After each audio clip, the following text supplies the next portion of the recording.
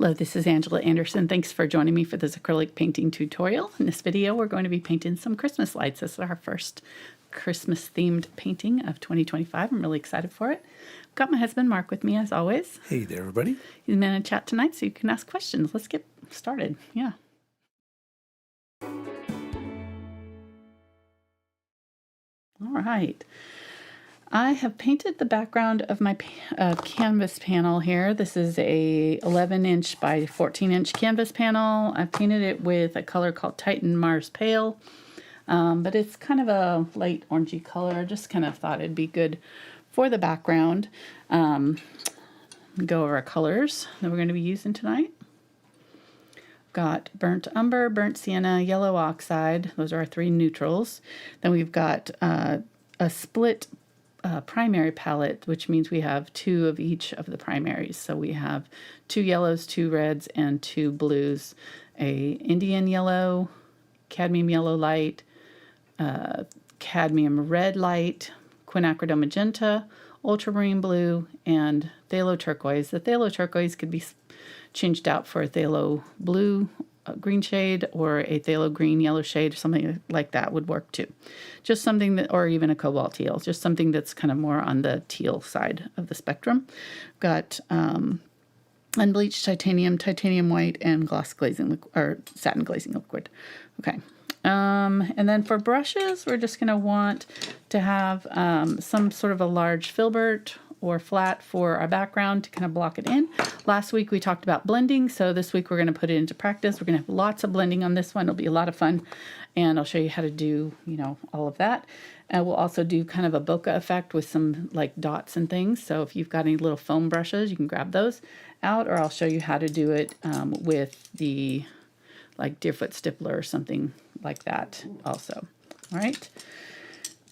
And if you don't have a Deerfoot Stippler, you can still use like a Filbert or something. It might be it'll be a little bit easier though if you have like a round brush to do the dots with.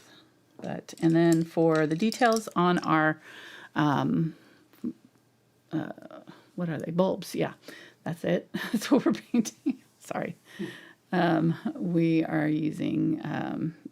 We'll have a Filbert, an angle bright, and a round. And I'm using the Aspen brushes here. They're the white handled or black handled with the white fibers from Princeton.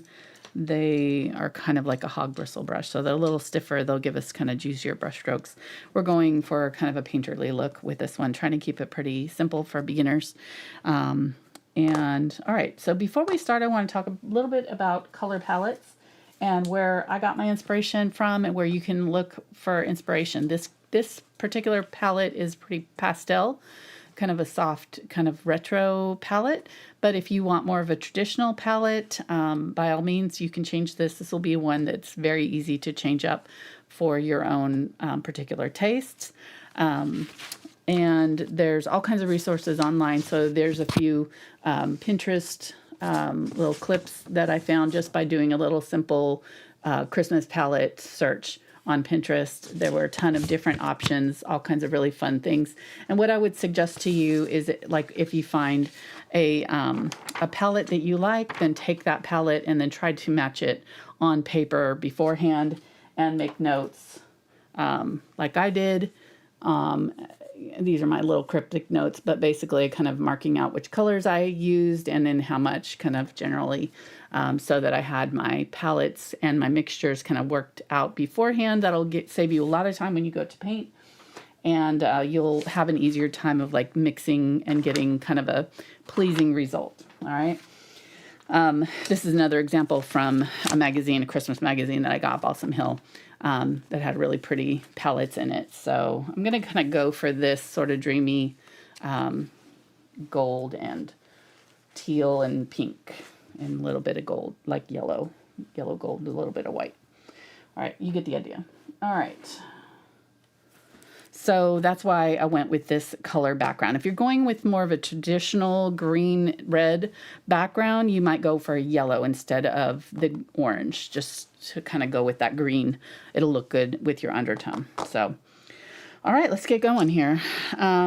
So I want to mix up a few of the colors that I want to blend first, and that way when we get going here, we'll have an easier time. So I'm going to go ahead and grab my palette knife and mix up some greens. I'm going to get my green Phthalo turquoise here.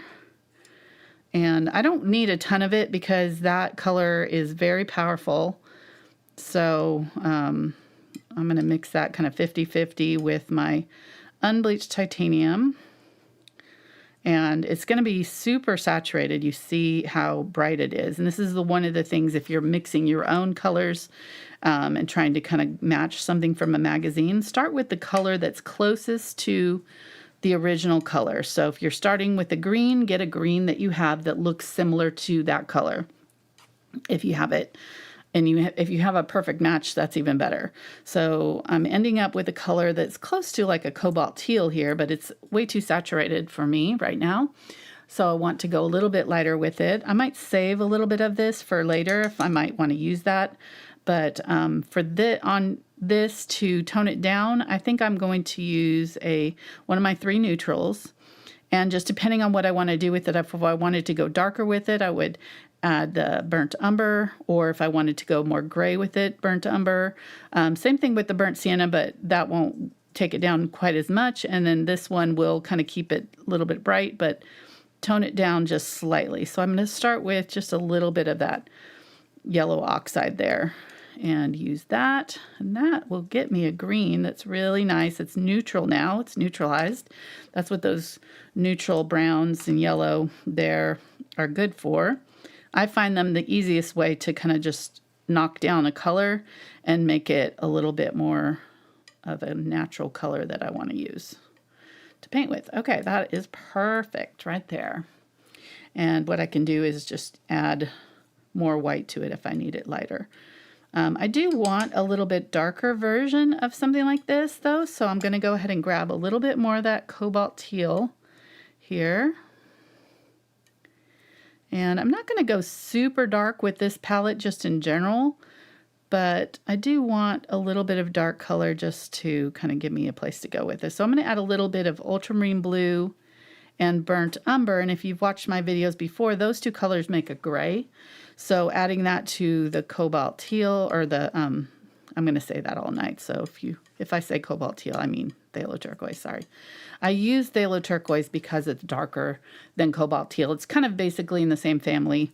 It's a, teal blue turquoise, but it's just a little bit darker in hue. So I just wanted to, in value, a little bit darker value to start with. And since I wanted to have some darker color in here to play with, that'll work. All right, so now I have it down to a much more natural color. You can see the difference there between that one and the one that didn't have any gray added to it. So just that little bit of ultramarine blue and burnt umber worked wonders. Okay, so now I have 2 values there. That'll be good enough. Let's go ahead and mix up another green that's more of a bright green. So I'm going to use a little bit of the yellow, India yellow, and I'm going to just mix that with what I've got here. I'm going to try not to get it through I don't want to contaminate all of that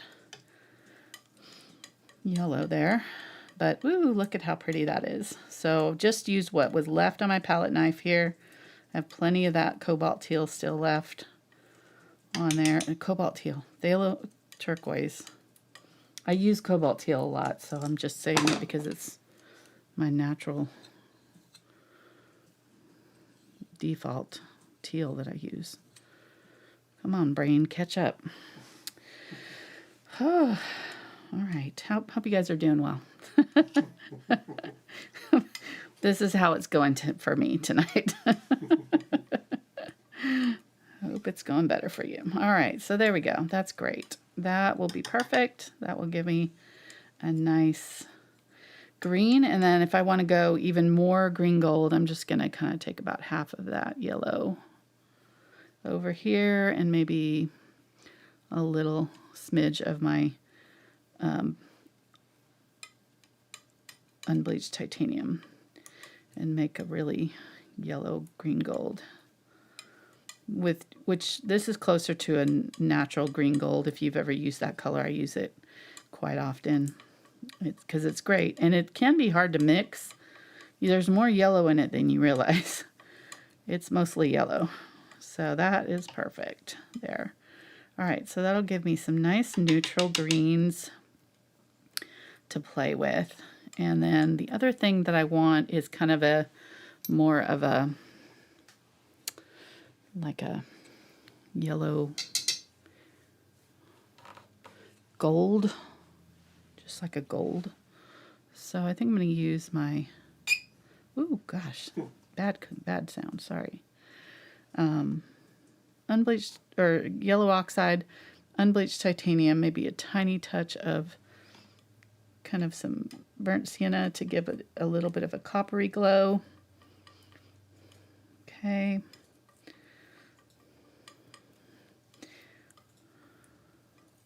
So that's nice. And then let's do some white. Come on. And I'm going to barely touch that pink, the magenta, just like the tiniest little bit. We'll see. That may, nope, that's about perfect. You'd be surprised at how little you need to get a good little, very light pink with that magenta. It's so strong. So, and I'm mixing that yellow that I just had that had that little bit of burnt sienna in it to keep it from going to bubblegum pink on me. That's almost our background color if I went a little bit darker with it in it. So that is lovely. Okay, so we got a nice like millennial pink here. I think these will do great for me. And then one last color I want to do is maybe just like a little bit deeper orangey, peachy pink color, just a little bit darker. We'll just kind of throw a few pops of it in here and there. So it's kind of 50-50 magenta and Cadmium Red Light. And then I use this same palette knife that's got the yellow oxide mixture and the white mixture with the pink in it. I'm getting a nice kind of neutral reddish yellow, reddish pink here. All right. Perfect. Isn't that nice? That already looks good on the palette. Using a limited palette like this can help too, because then you are forced to mix within that palette, and you know your colors are gonna all be kind of harmonizing, unifying. All right, I'm gonna spray this with my water before we start, and that just kind of makes sure that these mixtures don't dry out too quickly. I also kind of made sure that they all kind of were in a little bit thicker clump, so if you spread them out like that and leave them spread out thin, they're going to dry and flake real quickly. All right, so let's just get going here. I'm going to grab my largest. This is a 12 Filbert. Really any large flat or Filbert brush will work for this. And we'll just throw some colors on here, and I think I may just kind of go around the horn here just the way I put them on the canvas or on the palette here. Now if you're worried about these colors drying too quickly, one of the things we did last week is we added some of this glazing medium to the paint colors. That has an extender in it, and it will give us a little bit more dry time. Also spraying the canvas will give us a little bit more dry time. So I'm gonna, as I pick up new colors, I'm gonna add some of that glazing medium. I could mix it into the whole pile of color too if I wanted to, so that is up to you, however you want to do it. And you can leave some of that background color showing, go as thin as you want with this.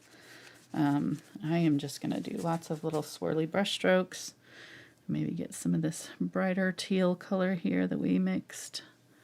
Maybe add a little bit of white to it. Yeah. This first layer, I kind of just want to mostly get some color down here. We're not adding our white dots or anything. Those will go on top. So I'm just going to kind of try to get an interesting light blend. I'm not worried too much about blending it really carefully because I want some nice brush strokes swirling through mine. So I'm letting the brush leave marks, and this is all still wet, so I'm able to add a new color.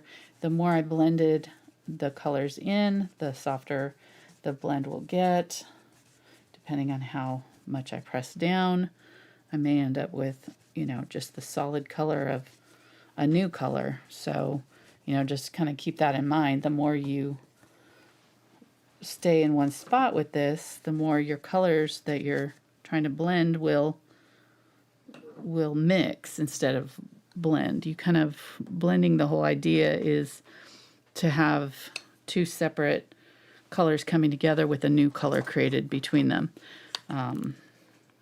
So if you mix and mix and mix and mix, you're going to end up just mixing those colors together. They're not going to be blended, they're going to be mixed.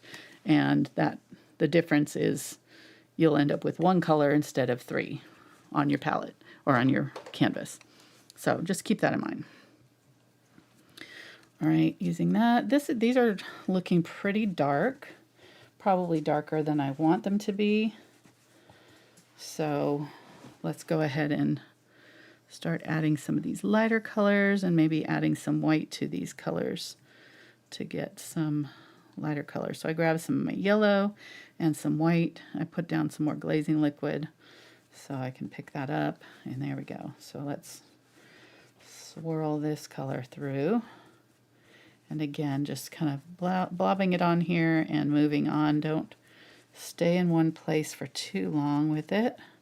If I did want to really mix these a little bit more softly, I could take a damp sponge. And now that we've got all these colors on here, we could take a damp sponge or even a mop brush and just start kind of swirling them around and getting some softening of these blends. You can see the difference between this side and the other side that I haven't done yet. So I'll go ahead and do that on all of it, just to get a little softer look on the background here. Probably going to need you to dry this for me. What are you laughing at? I was just typing, I see drying in my future. Yeah. Yeah, I think it's time to dry because I don't want to add any more colors to it at this point.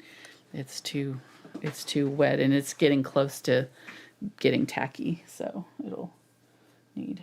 I'll change it.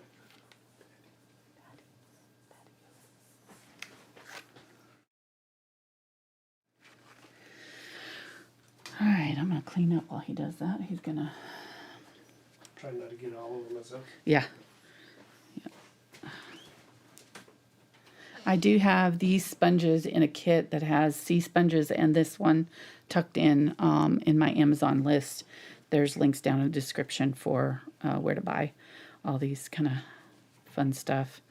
I'm always updating my Amazon lists with anything that I find that's kind of new and interesting. So that's one that's kind of a must-have for any, you know, beginner, I think, because those sea sponges are really great too to use in blending and stuff. All right, we got some fun stuff I'll show you while Mark's doing the drawing. Patty Deacon sent us some Dubai chocolate. Oh my gosh, Dubai style chocolate bar. Oh, it was yummy. It's like a pistachio. Think Reese's Pieces or Reese's peanut butter cup with pistachio inside, so the middle was all pistachio. Oh my gosh, so good. Yeah. Mark and I may have already broken into that. So thank you, Patty. That was yummy. Appreciate that very much. He knows we love our chocolates. All right, and I want to show you the update on my Patreon crew. We're working on our little reindeer guy. So he is looking really good. We're going to be adding antlers to the branches. He's so fun. Look at his eyes. Reindeer are the only mammal whose eyes change color. So they start out kind of a golden color in the summertime, and then they turn blue in the winter. Isn't that cool? So I was painting his eyes gold. Actually, they were gold, and I was looking up a photo just to kind of get a better photo, and there were some gold and some blue, and I was like, what's that all about? And it was like, fun fact. You never knew that. So anyhow, those are our, if you're interested in joining us on Thursdays, we do a special live stream for patrons every Thursday, most every Thursday. And when I can't make it, we do extra long in the other weeks when I miss. But we work on one project for a month or two, depending on how long it takes. And we've done some really fun things. We've got over, I think, 60 or 70, maybe more, previous challenge, we call them challenge tutorials, in there. And then included are all the bonus tutorials, which were another 70 or so bonus tutorials that were for the $5 tier patrons. So anyhow, all right, there we go. Yay! Oops, yeah, I just did too. Yeah, I see that. Okay.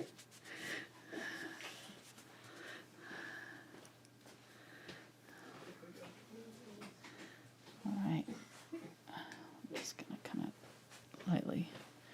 And honestly, I didn't leave as much of that pink showing through from that peachy color showing through. So you probably could have started out with white and been fine with this one, or maybe just a yellow even, but it's fine. It does affect it some though.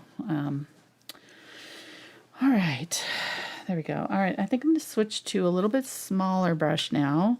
So we'll go in and start kind of doing a few more detailed type of marks.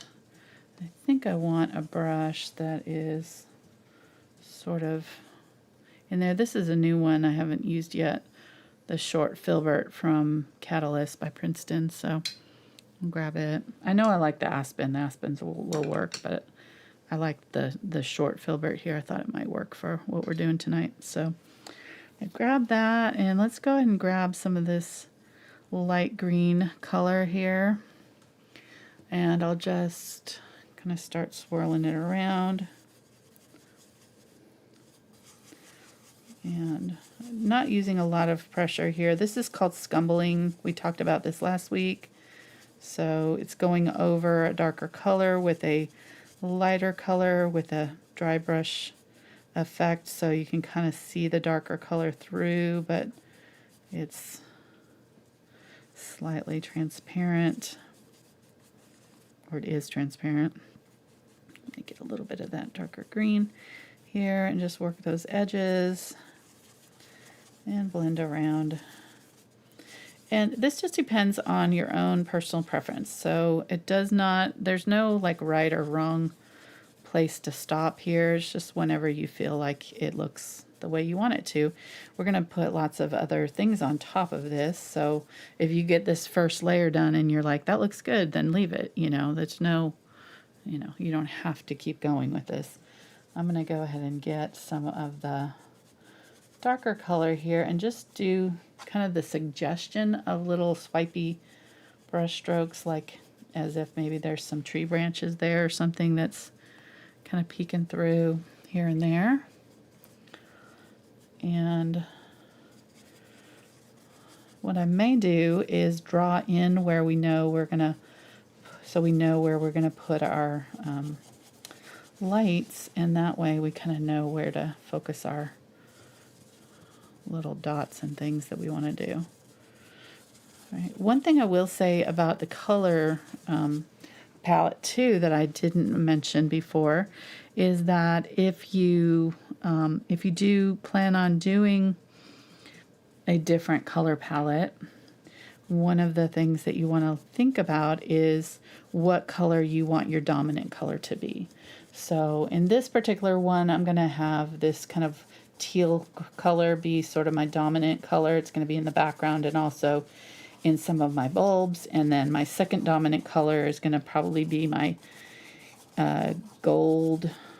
I could make the pink my second dominant color.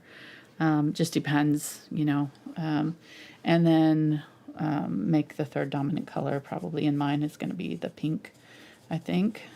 Just because the pink will really overpower anything. So I think the yellow will be a little bit more subtle as a second dominant color. And I'll use more of the green. I'll like less than half of that in the yellow, and then less than half again in the pink. So I think the ratio is like 60-30-10 kind of generally. I don't always go by that, you know, and we can just kind of do what we want with it, but just something to keep in mind, and that way we kind of have a little bit more of a balance in our colors. If we have all of the colors kind of equally represented, then the eye doesn't really know where to land. Same thing with values. Like right now, our values are all pretty flat. If we want to bump that up, we can have some areas that are a little bit brighter than others, and then add more dark to other spots, and that way we have a little bit more movement and more balance in our values as well. Having kind of mid, light, and dark values is important.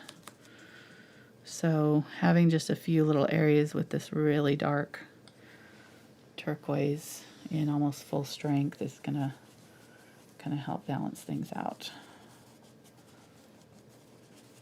And I'm not going to put them all in the same spot because I want it to look like there's, you know, maybe a tree or something here. So something like that where they're sort of balanced, lead the eye around. Maybe do a little bit on this side just to kind of throw a little color over here. All right, that looks good.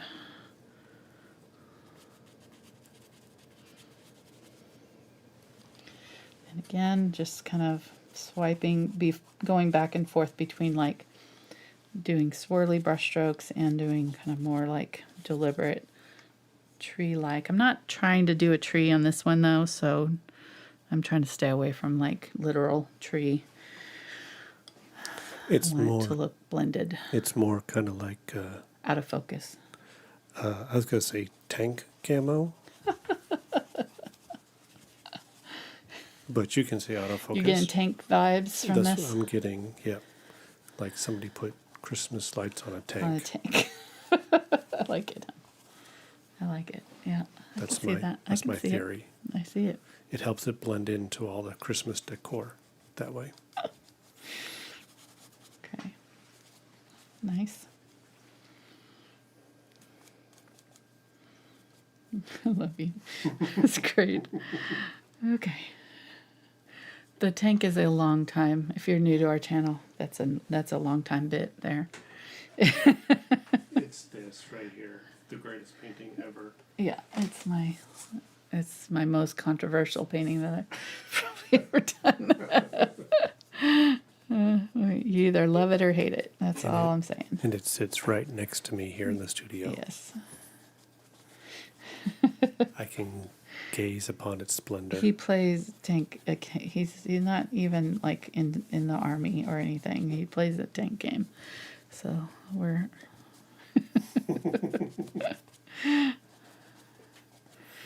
All right. There we go. I think that's good enough. Got kind of some interesting stuff going on. So let's go ahead and start adding our more like swirly bits. Now, my background is still pretty wet. I could have him dry it again, but I think I'm going to just go in and see what happens if I do my dots, and if we have trouble, then we'll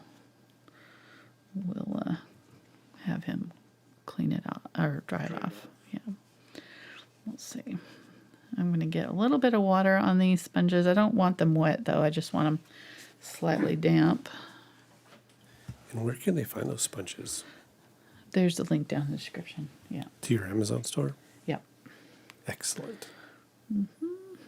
Because you're awesome that way. Yeah. Well, in many ways. Thanks. That's just one. One of the many. All right, so I'm just going to set this down and swirl it. And try to kind of keep them random.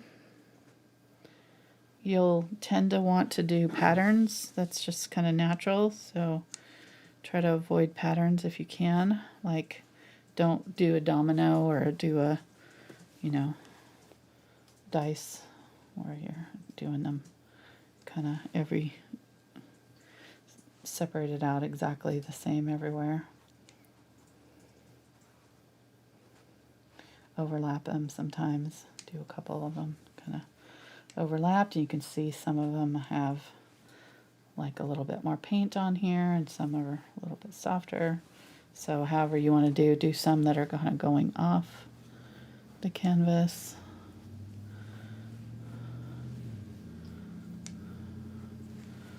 All right, looks good. You can do these in colors too. I just kind of used this light pink that I had here already pre-mixed. I'm gonna get some smaller bits and get some more of that. Maybe I'll get the pink color and a little bit more of that light color. Do kind of an in-between pink. It's a little softer. So kind of loaded up fairly thin. I want it all the way through, but then this one feels like it's kind of thick. So I'm just going to kind of push it on a paper towel there to get off some of the extra. And set it down and just kind of spin it in place before you lift straight up. Try not to swish it side to side at all, or you'll kind of get a weird shape out of it. But there we go.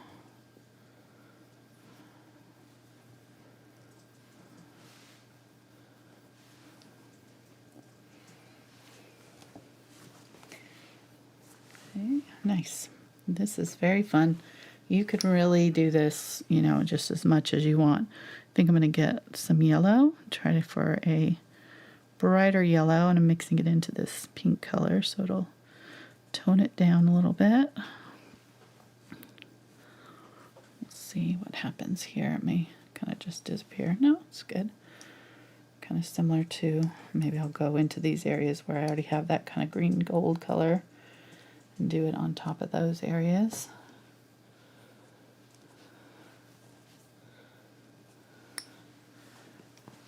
Nice. Okay.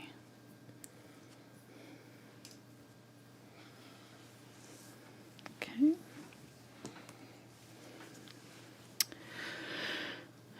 And make sure that you kind of dab it off on paper towel before you let it dry, or you're going to have it like mine is there, where it's got a ring of crunchy paint around it.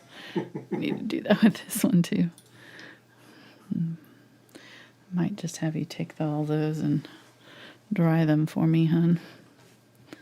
Or wash them out. Yeah, rinse them out real quick. If you don't mind. Thank you. All right. And then I think one last, let me show you with the brush what it looks like to do it. So I'm going to get I'll get the Deerfoot Stippler, the largest one that I have. And let me see. Let's do a little bit of like blue. We don't have any blue here, so let's get like a light, very light blue. Maybe add a little bit of my teal to it, just so that it's kind of in the same color family that we've been doing. Oh, that's pretty. Okay. There we go. Add a little bit of that, and then wipe most of it out.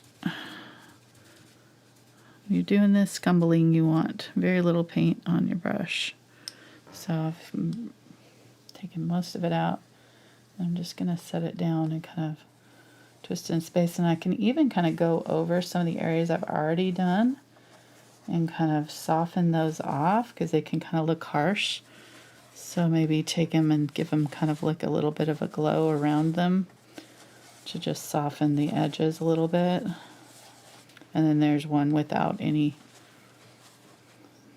paint, you know, underneath. As you can see, it does a really nice job. Okay, and I'm getting a little bit more. I can go back in and kind of do a little bit brighter in the centers of some of those if I want them to show up more, or do them really big. Maybe do a few of them really, really large. Okay, and this is what we're going to do underneath our glowing bulbs. So I think I want to quit there so that I'm not getting too much going on. I might want to kind of tone some of that down though. Just getting some of that turquoise and adding a little bit of that lighter blue and just kind of going over some of that just to soften that off a little bit, cloud it up.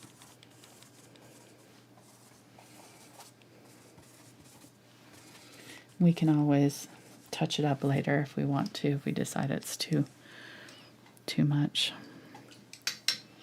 Okay, that's good. You can tell I'm going a little bit different from my reference photo. And this is kind of like to me, it's like a little bit green all over. So I might take my gray and just kind of gray it out a little bit more, or take some of this light blue that I just mixed and go over kind of the whole thing with a little bit more of that. Like I think I used a little bit too much of this green, or this green just kind of takes over maybe. So I think I'm just going to kind of try to tone it down a little bit and get rid of some of that bright green, because it's not really the color I wanted to go with.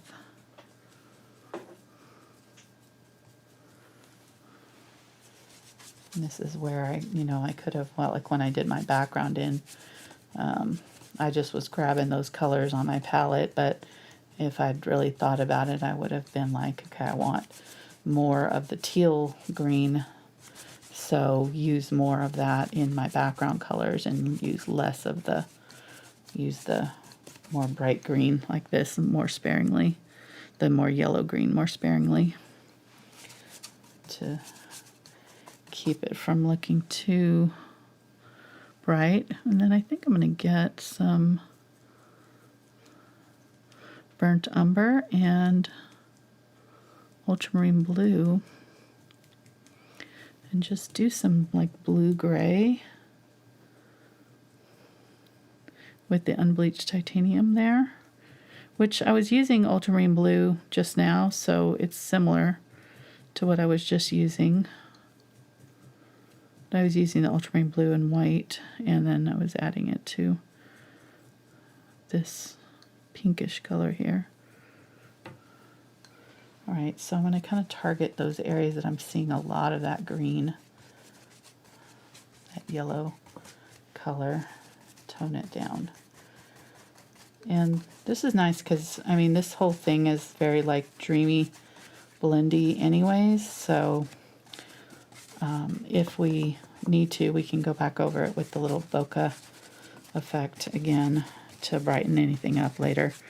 And I think I'm going to wait until I do my bulbs, or at least kind of paint in and have a general idea where the bulbs are going to go, and then we can add the bokeh back in places around them after we do the bulbs. Okay, so that's a little bit better, a little bit more neutralized. I like that a lot better. And I might even do it again or do it with a little bit more of like a lighter version with just like some unbleached titanium. How you doing, hon? I'm doing great. Good. How you doing? Good. Good, just figuring it out. It's fun. That's part of the journey. Yep. Painting.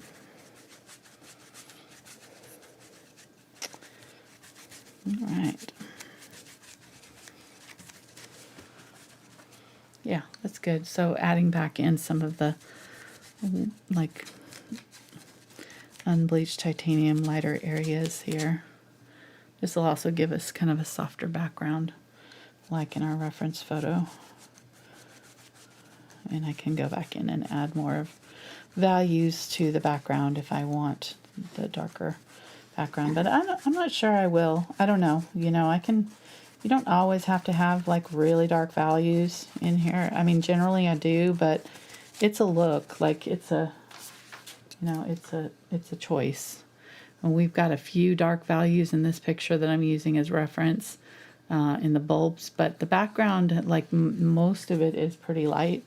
So I think we can get away with this, and then we can make sure we come back in with some darker later. Okay, so this looks good. I know you're like, what? You just painted over everything you just did, but I'm just color correcting here before I get too much farther in. It'll be easier to do it now than later. So I noticed, you know, that it wasn't quite the color palette that I was going for. So that looks a lot closer to what I wanted. Less of that bright green, more of a teal, and a little bit softer just in general. Okay, so I think I do want a few more of the bokeh to be a little bit brighter, but I am gonna, I think, wait and just put them in after I do my, or at least with, simultaneously with the lights. All right, I can't use my words today, sorry. All right, so I'm gonna put those away. I'm gonna have you dry that, hon, just one more time. Okay. These kind of require a lot of drying in between. It's just kind of normal. So I think that I can clean up my palette while he's doing that. I'm gonna want to mix up my bulb colors. So I want to give myself some room to do that. This is a glass palette from Posh. It is one of my favorite things that one of our viewers sent me a long time ago. I can't remember who it was that sent me. I'm sorry. The name escapes me right now, but so appreciate this one. This was really, really thoughtful.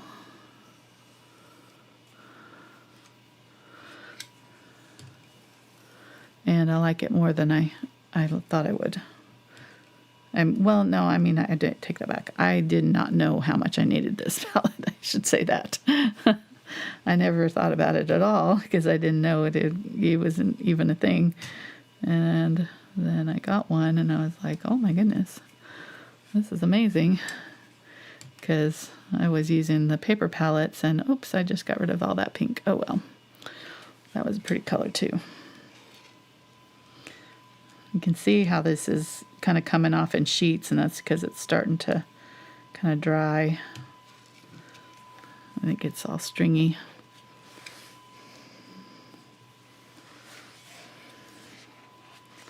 But you just use a scraper. This is a glass scraper, just a regular scraper you get from the hardware store.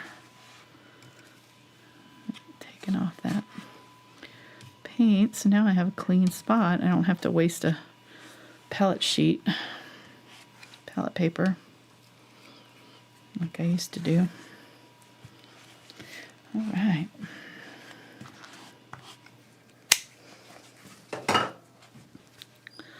Oh shoot, I got that all wet.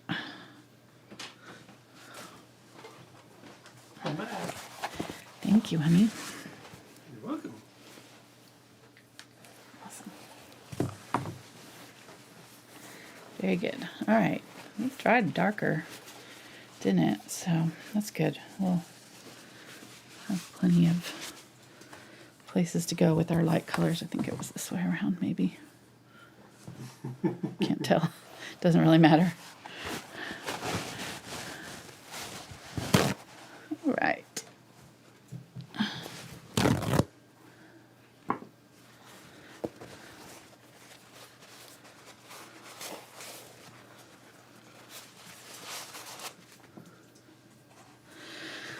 So let me get some chalk. I don't know what I did with my white chalk. I had it earlier. I'm not sure what I did with it, but I'll grab some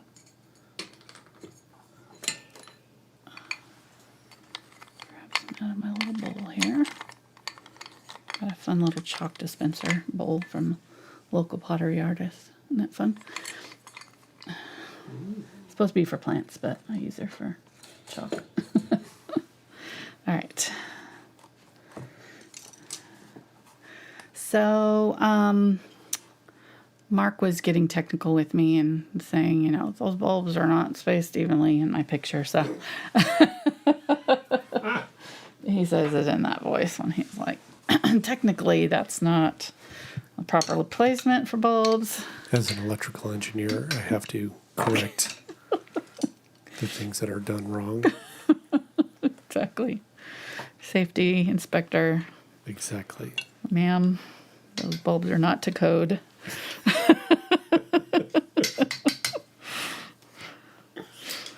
Okay, fine. I'll make them make more sense. This is art we're talking about. Whatever. Make up whatever we want. Well, that's true. You guys do that a lot, for sure. Exactly. All right, so what we can do to get around that is to put multiple strands kind of crisscrossing a little bit more often. Or we can kind of crisscross them this way instead of swirling them around. So if we did that, we could do something like this, and then maybe like that.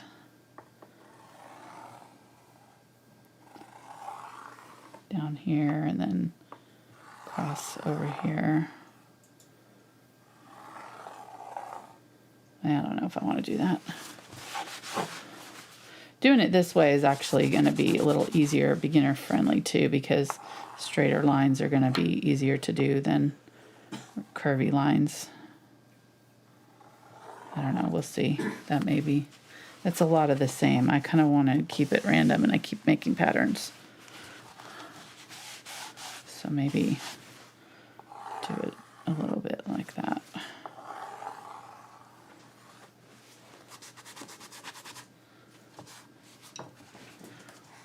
All right, I'm just leaving room for bulbs to go. So you can do two shapes. You can do kind of like the traditional shaped bulbs like that, or you can do kind of more of the garden bulb shapes, like with the round. I like them both. I don't know. Let the chat vote on what they want, and I'll kind of draw them up here, or kind of sort of try to space them out properly for Mr. Mark. Party pooper.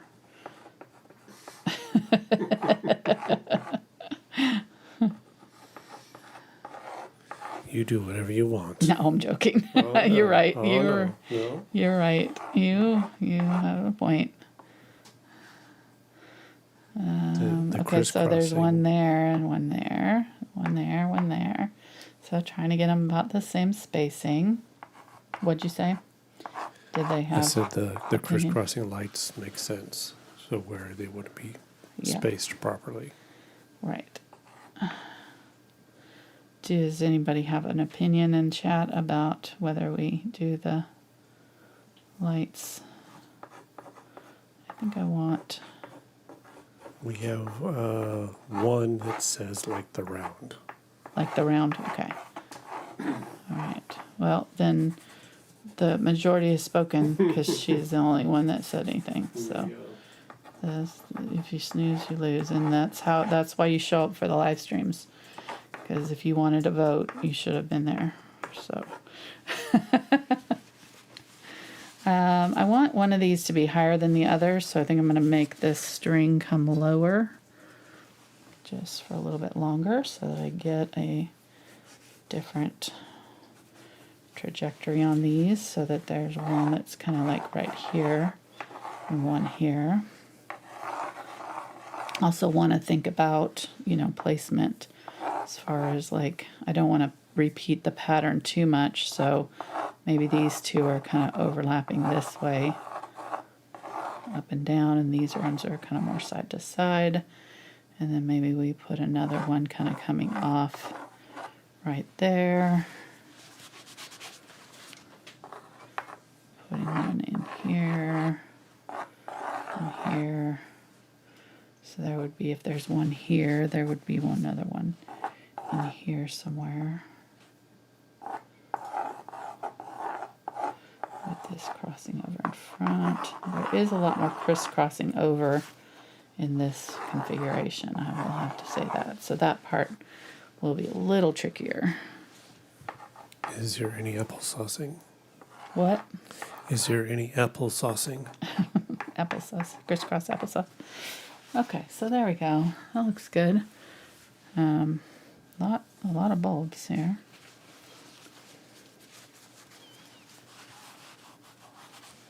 We could do fewer light strings and do fewer bulbs if we wanted to too, but these aren't hard to do, so I mean, I'd say just go for it. Whatever makes you happy.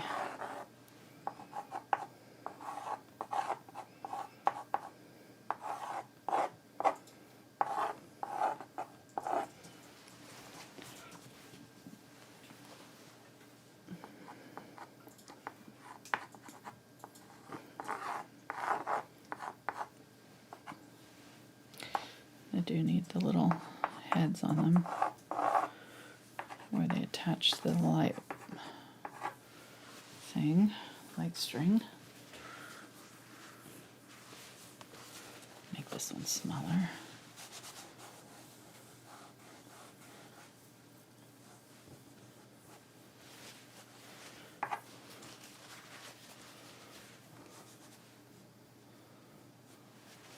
This one may be going in front of that one a little bit.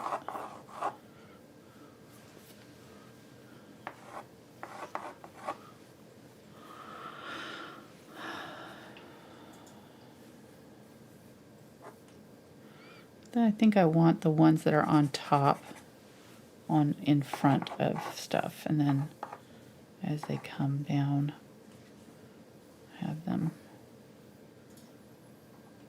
Maybe this can just, I'm rethinking this. Maybe this can be this guy. So I have two right there.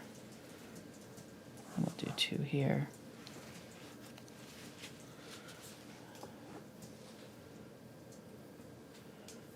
Maybe this one is up higher here.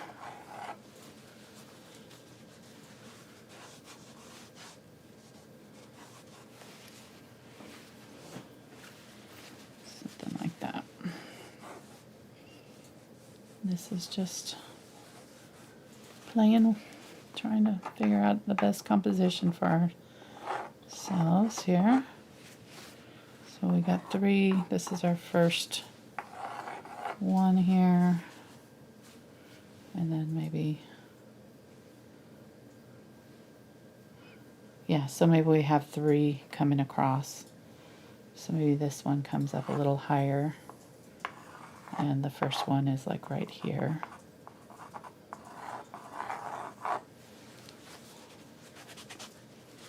Instead of four, we'll just do three. We might get rid of some of the bulbs. Now, these two are lined up with this one, so that looks too same. So we need to move this one over to maybe either here or maybe even going this direction. Maybe he's kind of upside down there. That works. And then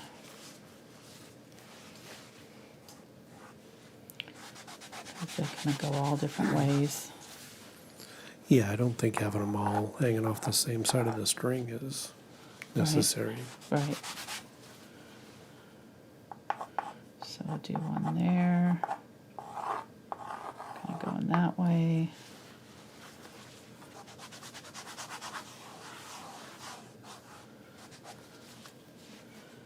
And then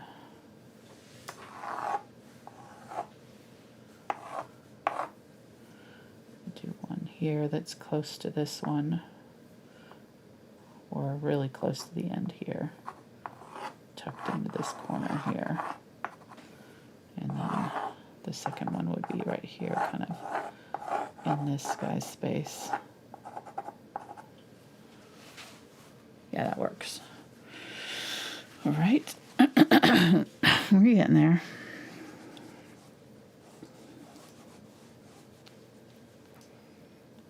And this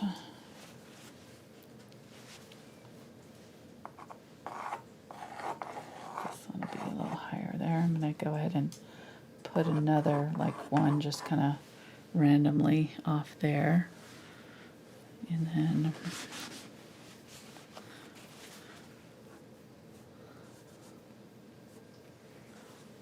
got this one. Those look good. Let's go ahead and tilt this one too, so that it kind of has more movement. Maybe tilt both of these so that they are kind of swinging a little bit.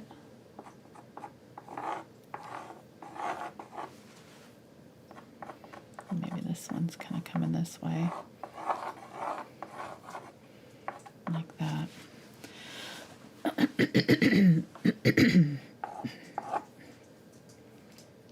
Okay. These are fun. If you are stressed out about drawing, you can just get the traceable from me. I'll have the traceable for this. It's included in the $5 tier with a bunch of other bonus content. So lots and lots of videos, a whole beginner series that I completed last year. It's a course with all kinds of different lessons for beginners, kind of all the basics that you need to know to learn or start painting with acrylics. So, all right, I think that'll do. Oh, you can't see what I'm doing down there, huh? Sorry. No, that's okay. Thank you. You were talking about yeah. your stuff, so I did. I Thank wanted you. to That put was it great. up there. Appreciate it. No, it wasn't great. You said it was in the way. Well, it was, but it's okay. It was still good. Good idea. Good thought. It just bad timing, maybe. Or bad placement. I don't know. We need to move that sign. So. No, I think it's in a It just good happened place. that I was working on something right there Right. that was, and normally it wouldn't have been in the way. We'll take it out in post. No, we won't. That's true. All right. Okay. I think I like that. I don't love that these are kind of all crowded out here. I might make this one coming out this way a little bit more. Maybe it's going this way. But then it's lined up with that. I don't like that. So, okay. I need to stop fidgeting with it and just go for it.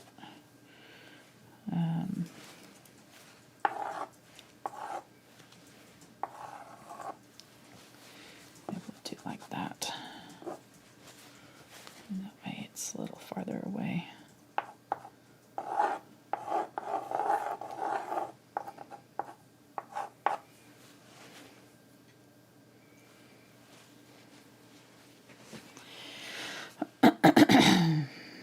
Okay. So now let's figure out what colors we want to use and where, and that'll kind of inform what colors or like our emphasis colors, like we talked about. So we want to do, I think I want to do at least one white one, and then maybe two gold ones. So probably do the white one sort of in the middle there, and then do the gold one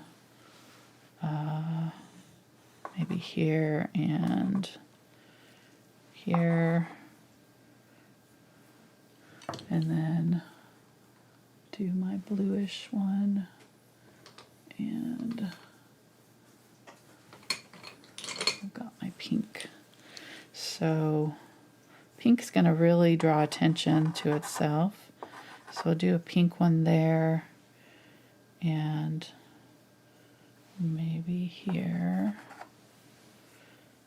and then teal or blue, teal, teal, and maybe we do another. So that's red on this string here, so then we could do yellow there, or we can't do pink, we could do blue, or we could do another color entirely, like a mint or something like that, like maybe a minty green, because there's blue there, so we'd want a different color there. This one's got white, yellow, blue, so we could do the white one here, and then do another yellow one there.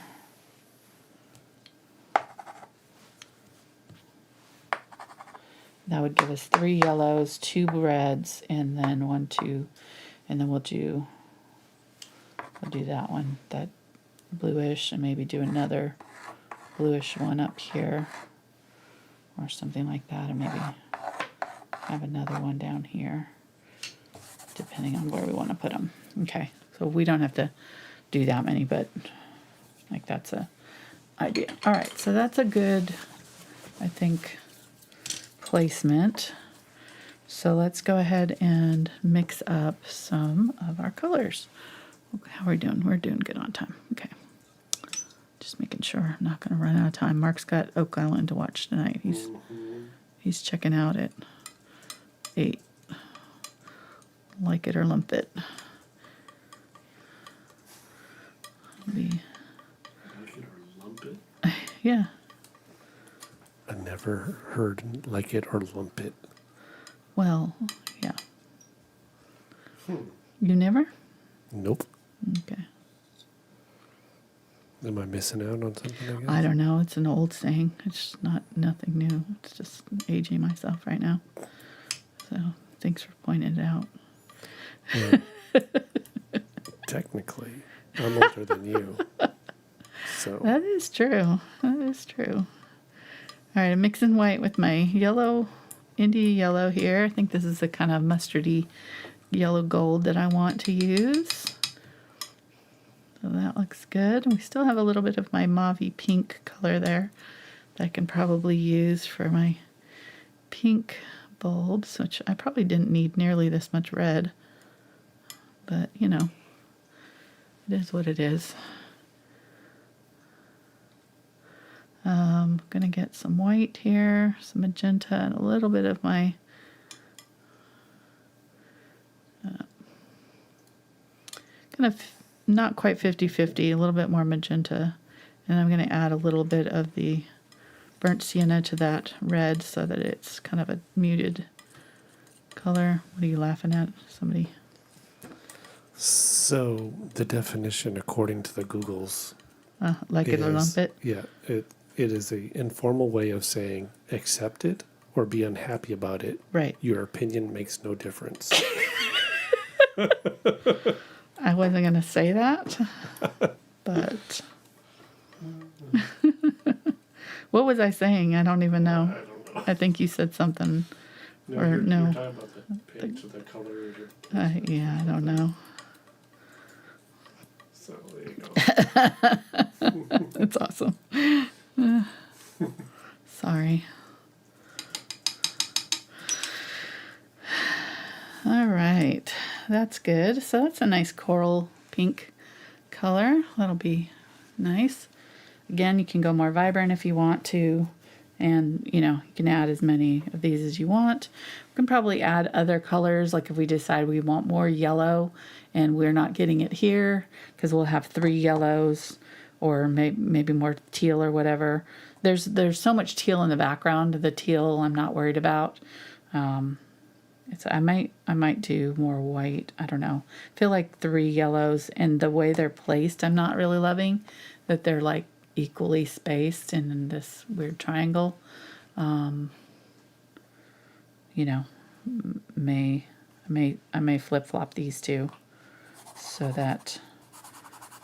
But then that would leave these two being blue. So I'll make more blue. Like I don't want them to both be the blue, but probably put my yellow one here and the blue one here, or like do 2 different kinds of blue so that they're not exactly matchy. You have a purple? Huh? You have a purple? I did have a purple. I could throw in a purple color there. I was trying to kind of go with this one, which has this kind of minty color, and then it's got whites and pinks, that mauvey pink, and then gold. So I was sort of going with this kind of rose gold. It does have kind of a blushy blue, like a very faint blue too, which we have here. All right, so kind of a silvery blue. What am I doing? All right, so that may need to go a little bit more neutral even. What are you laughing at me? Just, your timing was perfect. You were just like kind of talking and just trailing off, and you're like, What am I doing? what am I doing? Yes. That is 90% of my day anymore. Why did I walk into this room? I'm pretty sure I had a reason.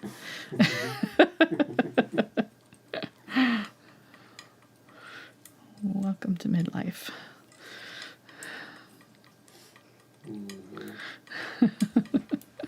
Hey, I drove to work yesterday without my key fob, so Yeah, went to dinner the other night without your phone. I started to. You need to start Oh no, that's right. Yeah, doing I did. your My song. your song again. He has Yeah. a song that he does that helps him remember to bring it. Yes, it goes to the tune of the kids' song, the head and shoulders, knees and toes. It's glasses, wallet, keys, and phone. Yeah. Yeah. So yeah, well, I had a key fob with me. Yeah. It just This is wasn't for the car I was driving. you grabbed the key fob. It just wasn't for the car that you were taking to work. Exactly. Yes. Yeah. It's all right. This color is the turquoise and burnt sienna. And then I'm just mixing up the rest of that white, which had little bits of all the colors that we've been using in it.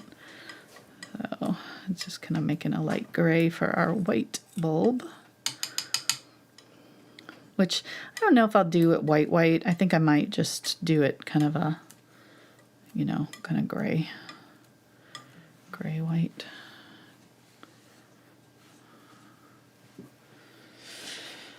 So those are our 3 kind of main colors. Is that kind of this color? I might add a little bit more of the brighter blue, but that'll do.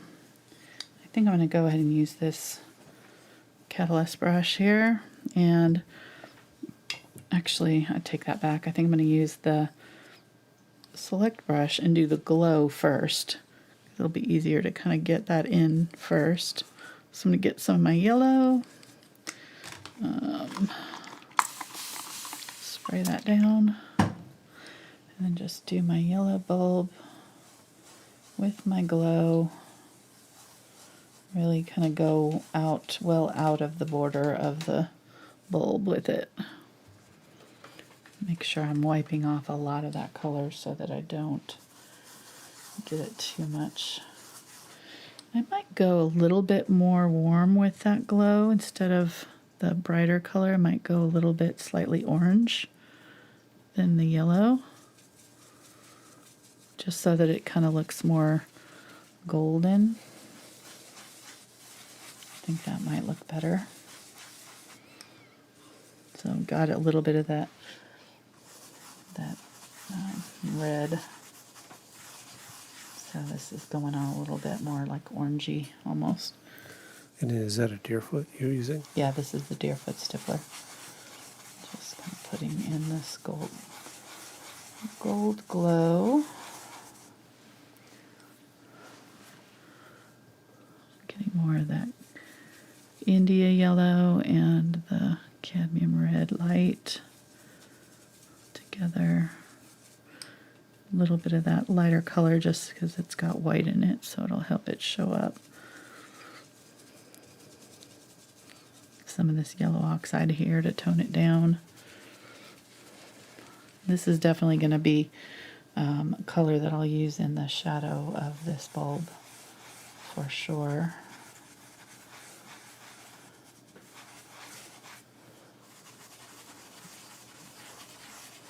You can do this as many times as you want to get the proper, glow. I'm not going too light with it right now. I'm kind of trying to keep it fairly neutral, saturated.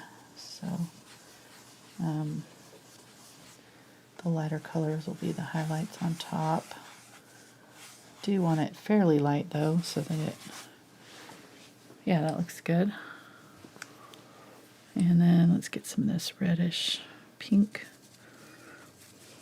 some more white.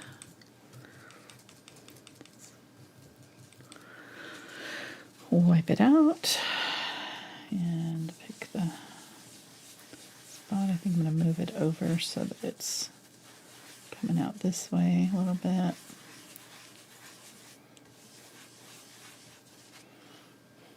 Okay, and the other one up here. Going over my chalk marks there, just gonna. Okay. And then might do a couple dots with this just because I have it in my brush. I have some up there, but I didn't have any down here, so just throwing in a couple more dots of that color while I have it. Clean that out. Make sure that you're drying that brush off really well because it will hold a lot of moisture and get kind of floppy. And then get the kind of more turquoisey blue with some white there. Wipe it out. Do the blue, green, teal bulbs. Glow.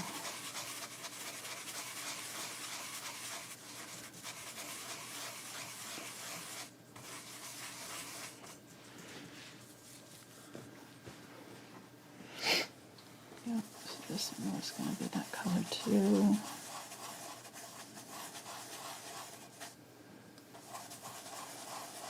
And then this one is also going to be in that family.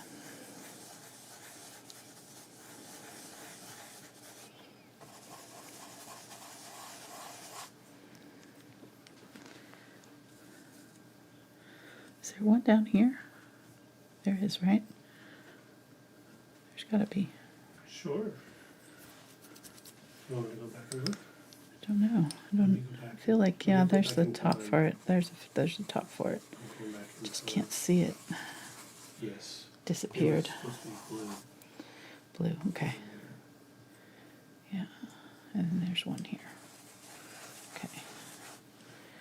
And then we'll do some up here and a little bit hinting over there.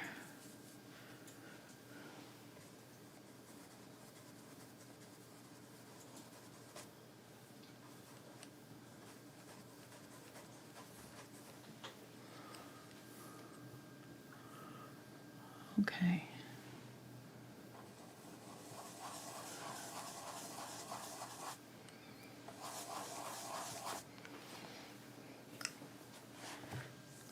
All right. I think I could make another one of these pink. Like I could probably do this one pink. Get away with it. Well, no, because it's on this line. No, it's on this line. That one's going that way. Or I could do two pinks like next to each other. I think that's what I'm going to do. I'm going to do this one pink, but I'm going to do it like a different pink, like a lighter, like more bubblegum pink. So it's just a little bit different. Okay, that's good. All right. Yay. So now let's go ahead and do our strings.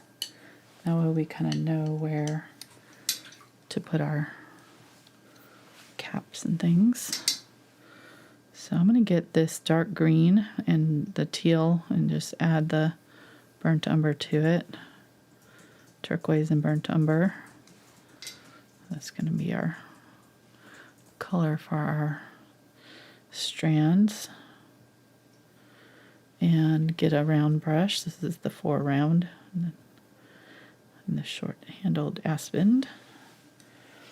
And I'm going to kind of hold it well back and just sort of set it down and let it wiggle as I do it. If I've added enough water, it should just do a nice long line for me. I'm barely touching down here.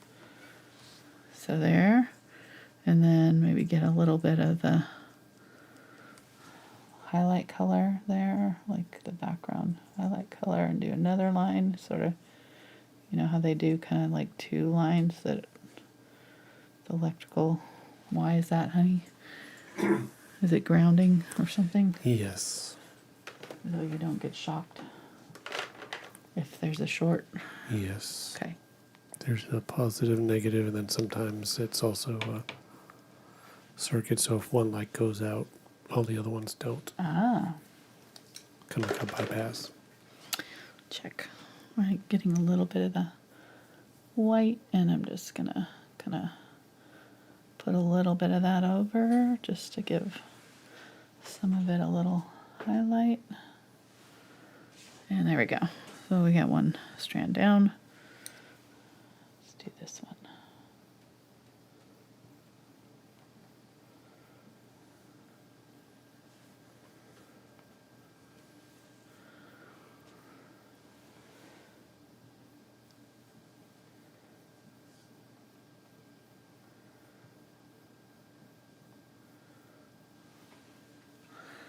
Oh, I made 2 X's. I don't love that. Oh well.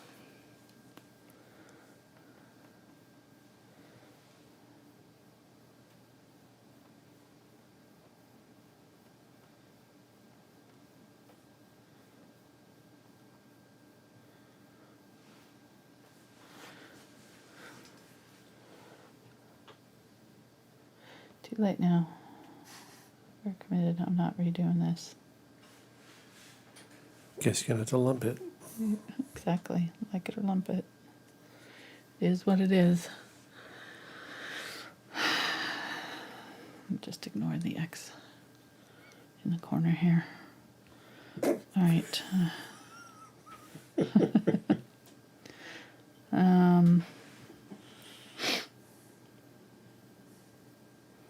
Now I'm gonna do my little attachment. It's gonna go above the wire and then down a little bit. I'm just gonna keep it kind of small. It's got kind of like a little hat almost shape, like a little top hat shape, kind of like that.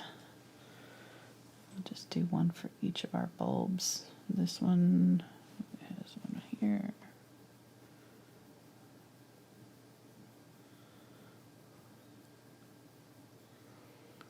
I'm going to keep them pretty small on these round bulbs here.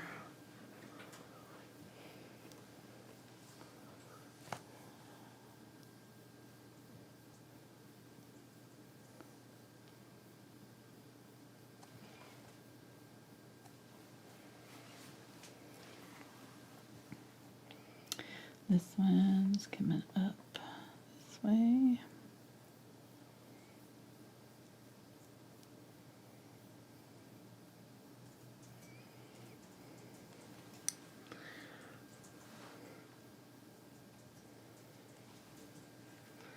And then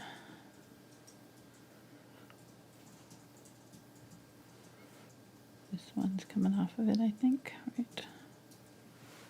because this one's here. I'm just going to do the ones I know where they go and then try to guess the rest of them because I've lost all my chalk marks that we drew before. Should have taken a picture. I know, we should have. That would have been smart. You want to rewind and take a picture of it? No, it's fine. I'll figure it out. Thank you. Okay.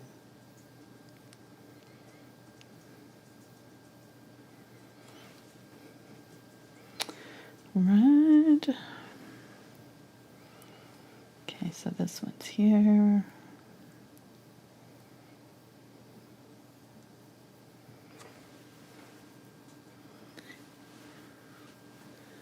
Giving them all little top hats. Okay, so there, then this one would be in here somewhere. And probably covered by this bulb somewhat, so we'll have to figure that out because it'll be glass through. Be able to see through it a little bit, so we'll probably put that bulb over some of that. All right, getting some white. And we'll just put our little highlights on the bulb. So I'm going to just kind of pick a side, be my light side, dark side. Really the lights though are going to affect this. So like this one's going to pick up the light from this one. So it's probably going to have light on both sides and a little bit on the bottom on all of these. And maybe this one has some on the top because it's facing that guy. Right. I'm just going to brush through, kind of dry brush some little white highlights on these. I've mixed it with this color, cap color, so it's not just that color.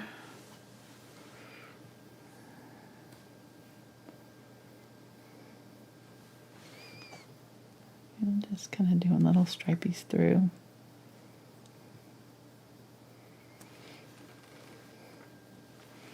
This does not have to be super fancy. We're just kind of trying to indicate a little bit of shadowing, highlights, shadowing and highlights. All right, just like we did on the cord, just, you know, kind of little dibby dabs there. And then I'm gonna get, my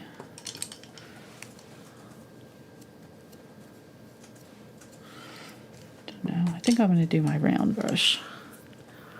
All right, so this is going to be just really random. Let me do it in the pink because this will be easier to see than some of the other colors, and then you'll kind of hopefully get the idea. So we're just going to try to put in some areas of dark and light. We'll have an area of the filament that's sort of in the middle that's going to be the brightest spot, and then up and around it will be some darker areas of our bulbs. So I'm going to start with my dark color here, there, and just try to kind of give it a little bit of form here by creating some dark around it. Now, glass objects will reflect the other things around them. So with these bulbs, we'll be picking up some of the greens and teals and things. So I'm going to grab some of that teal and mix it with this pink. Put a little bit of that in, just a little bit. Don't want a lot of it, but that will help make it look more realistic. Wipe that out. Get a little bit more of that teal, maybe a little bit of the mid-tone color, and come in and kind of fill in and just kind of dab it as I go. So I'm just kind of working my way towards that center. We've already got the glow in, so I'm going to go kind of slightly smaller than the glow at this point. These kind of look like ornaments, so I kind of wish that I had done the other shape maybe, just because they do look a little bit like ornaments. But I think when we get the glow in, it'll be more obvious that they're not. Like right now, I think they're giving bulb energy here. All right, so I've mixed some white in now with this. I'm going to grab some glazing medium. Oh, so it had some yellow in it, a glazing medium, but that's all right. And then maybe just think about that yellow one there. So maybe up in here, I'm going to start up with some lighter color there. And this one too, so maybe like right there, I'm getting some of that. Your highlights and things are going to go with the shape of it, so your shape is going to inform kind of the curve of these highlights. So if I'm going around the outside, I'm going to have a long sweeping curves, and then in the middle it's going to be more just like a circle. And then right there, I'm going to get my white and just dab in some really bright white right there to make him look like it's glowing. Wipe it out. Do a little bit more kind of blendy around it with a little bit of the sort of toned down bright color. And then like the glow will kind of come through and shine on the inside of the bulb across. So there'll be like a highlight kind of coming off here too sometimes. Right, wipe that out. And just blend that out a little bit. I think I want a little bit darker on the inside.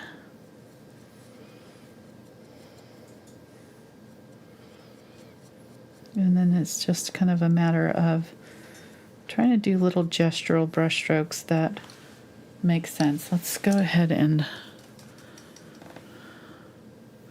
get a little bit more of that mid pink.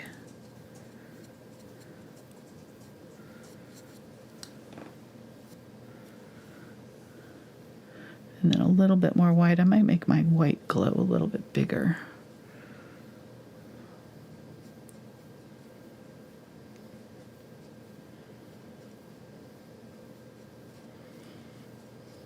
You can see how that paint is starting to dry brush through here. That means that paint is starting to dry, and so I need to kind of just be careful. Okay, so I think I'm going to leave that and let it dry. All right, so there's bulb one. Not too bad. Let's go ahead and do this one over here. I think I probably could go a little bit lighter. So maybe this bulb I won't go quite as dark.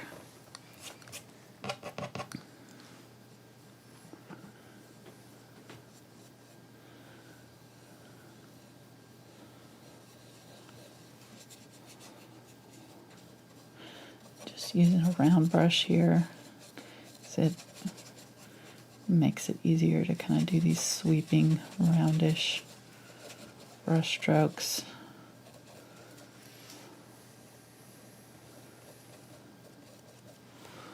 Okay, and then some white.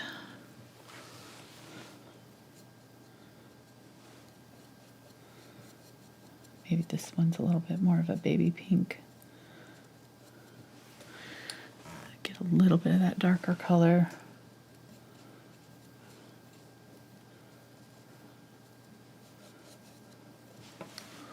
Okay.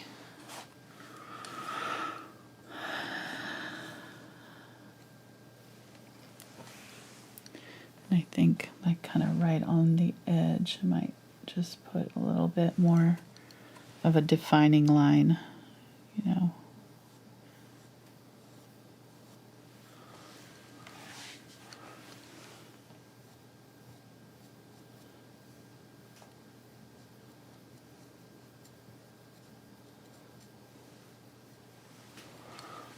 There we go. I think I did better with that one. Just doing it faster, I feel like it does better than when I slow down and try to kind of explain it.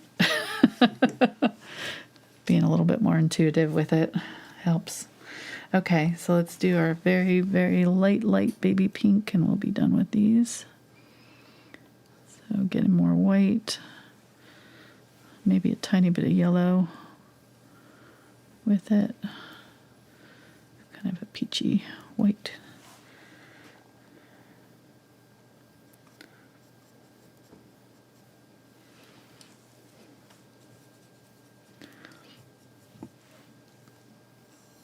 You do want to have a dark version of it, though. Even a light color, you kind of have to have some shadows, so we can pull our shadows from that background color if we want.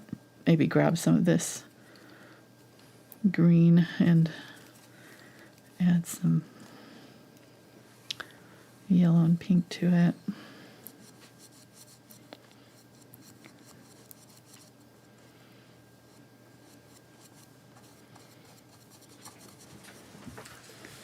I'm really kind of just dry brushing this in, kind of scrubbing it.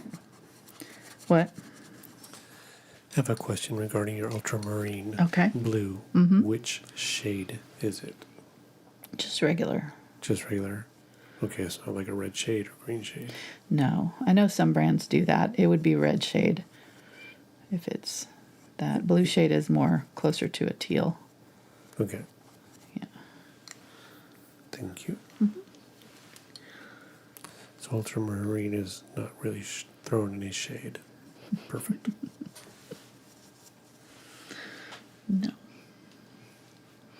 No, but I know some brands do differentiate between the two, but just mine is just from Golden. It's just ultramarine. Doesn't have a kind, but the brands that do that, I think they're making a kind of like Phthalo blue has the green shade and red shade. Some brands do that with the ultramarine blue too. I don't love this bulb. It's just getting bigger.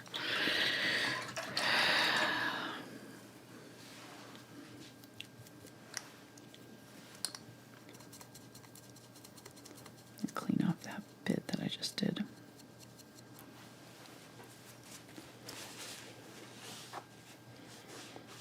There we go.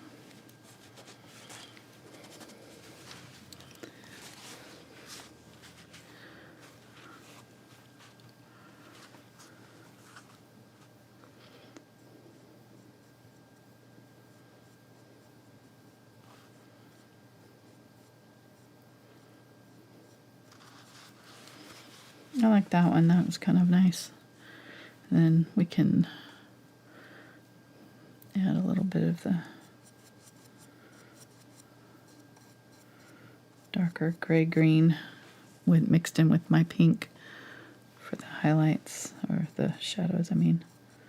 And then get some of the peachy pink for the highlights there.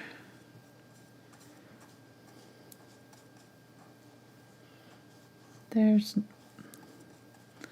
each kind of, from the pictures that I've seen, they each kind of have their own sort of reflections depending on, you know, the way they're turned and stuff. And so I don't think there's like any one right way of doing these.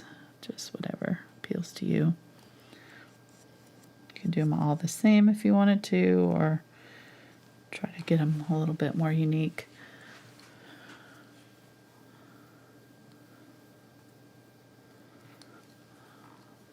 Do some little dabs of random highlights here and there. I think the more random the better, though. I probably wouldn't do them all exactly the same. That way they'll look a little bit more realistic. Right, before I go much further, I'm going to get off my chalk lines. Let's just make it easier to see what I've got.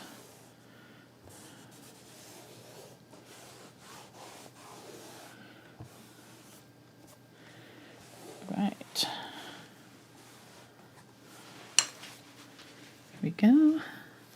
Alright, so let me get some of this teal color here. This is that light blue that we'll do, minty color.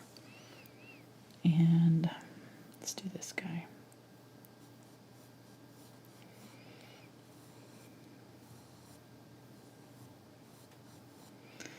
nice thing about these light circular bulbs is that they're all going to be pretty much the same shape. Those cone-shaped bulbs can change shape depending on how they're turned, so I'm going to get some of the mid-tone green, blue-green. This is kind of a teal.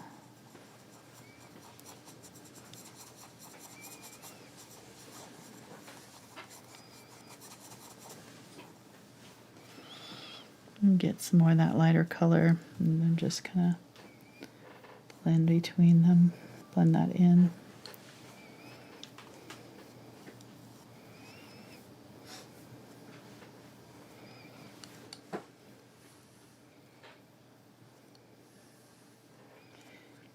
I think this would be a fun one. I hope you guys are enjoying this.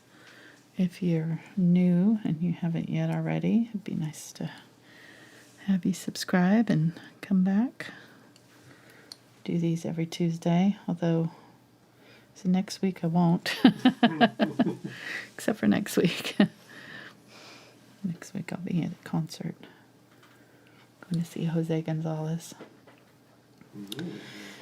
He's the the guy that I dissed Mark for. We went and saw him and I years ago. And Mark wasn't really a fan. He was just there to escort me because I didn't want to go by myself. And it was late and in the city. And so, anyhow, so after the concert, he was signing his posters, and I had bought one. And it's actually hanging up in my studio right there. It says to Angela on it, Jose. And it doesn't say to Mark and Angela because I forgot to tell him Mark's name. Well, and he asked. It was really for you. It's your poster. Yeah. So, but he stood there just kind of Looking at for me. a second, looking at her, then looking at me. Right.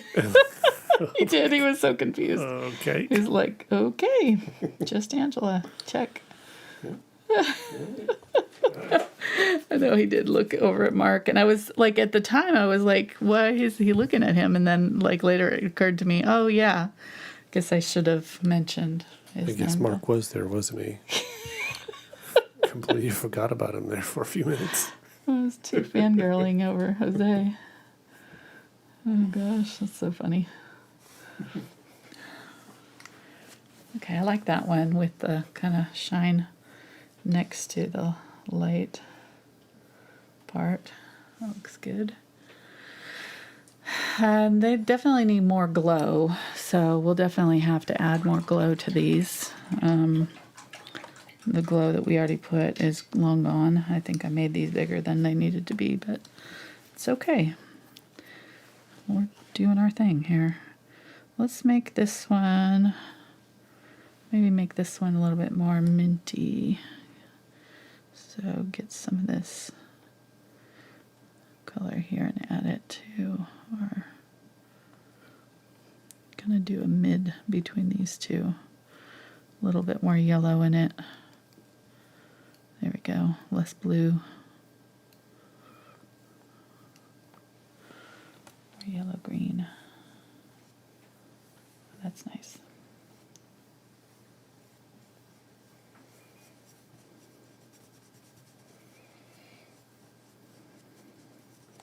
And just leaving a little bit of that dark background is helping too, and then I'm not going to have to go in with a shadow color. I can just leave it kind of translucent there, which is probably what I should have done with all the rest of them. And if we'd done our background darker, we could have probably just gotten away with doing it that way. So if you do a really dark background, you could just kind of put your color on lightly and let the dark color be your shadow.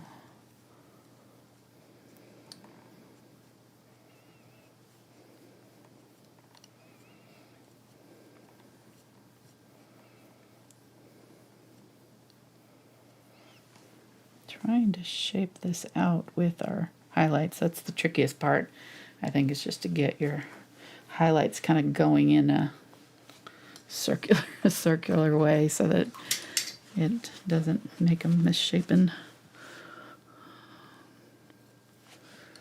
I'm going to get some white here and just kind of do a really light highlight on some of these that we've already done.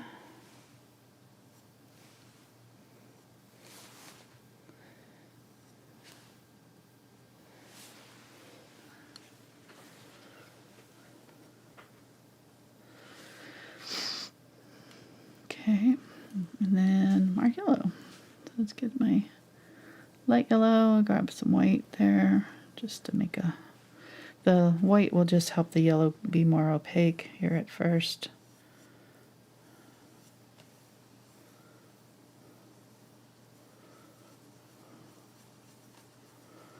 Just going in a circle kind of quickly. Kind of working my way toward the center, and then I'm kind of using the flat part of that brush to kind of scrub it in. Going in a circle again. Don't want to do this with a really soft brush because you could damage the fibers by kind of scrubbing with it. But these Aspen are pretty sturdy brushes. And I wouldn't like scrub really hard with it. If you're going to scrub, I would switch to a blender or something. But it works for small little bits. I'm going to get some of that gold color. Ooh, that's very gold. Let me get a little bit of the green. Add that in. Maybe burnt sienna.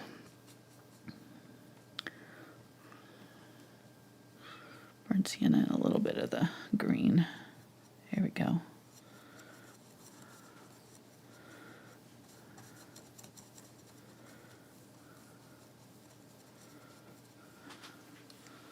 Nice.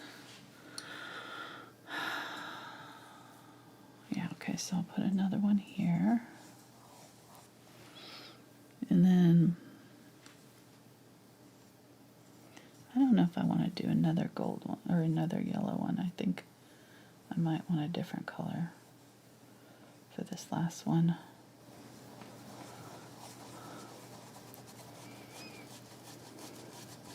It'll have to be something warm, so maybe I'll do more of a whitish yellow, or maybe this one will be more of a bronzy copper yellow.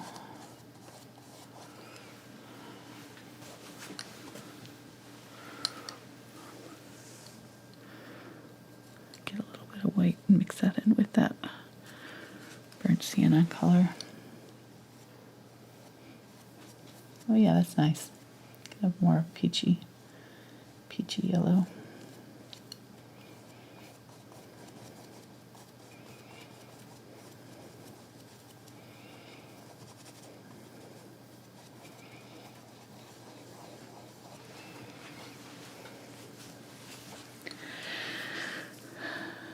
Get the white. How are we doing on color? Okay, we need to hurry up.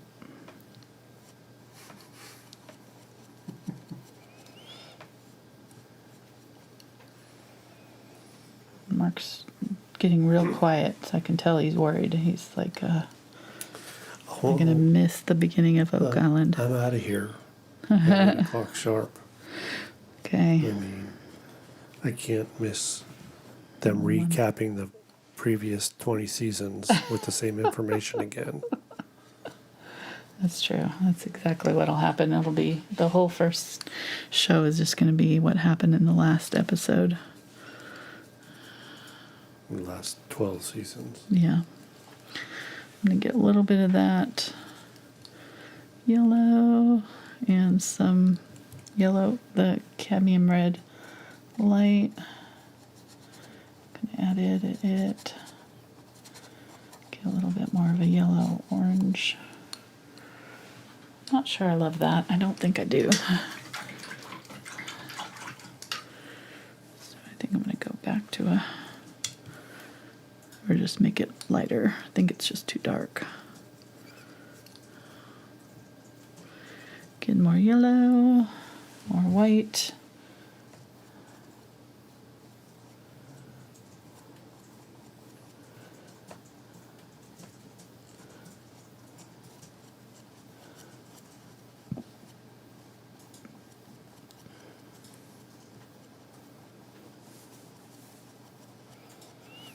think some of those dark bits is important, so I don't want to cover everything, even though if I'm going lighter.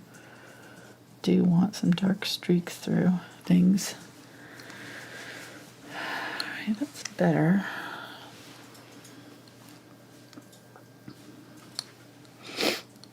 And then I'm going to go through and just give everything a really bright highlight. Oh, I need one more bulb down here. So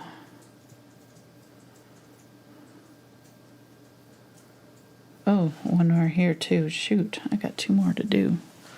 Just notice this guy.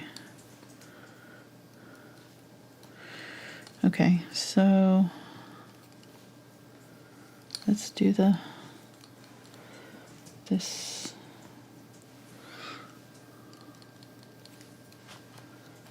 do white.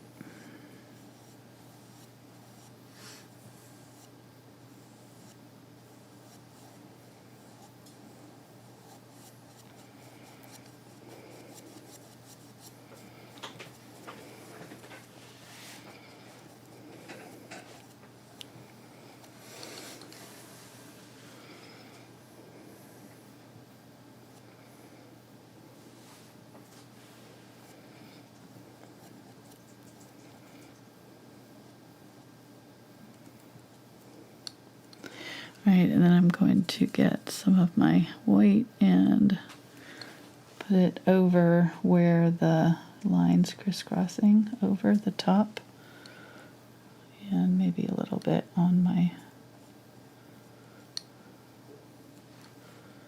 caps there. A little bit brighter color on the caps.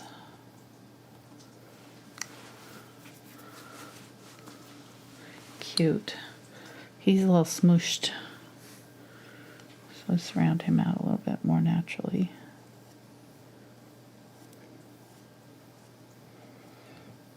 And give him a little bright bulb.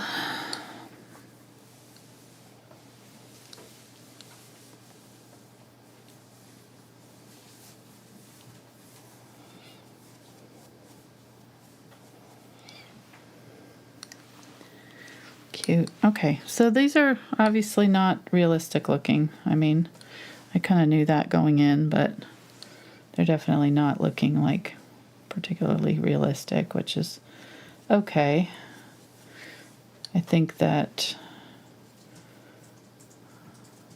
if I had actual photos that I was working from, it would help make them look more realistic, because I would have kind of where my shadows and things should go. But they're alright for just kind of making it up.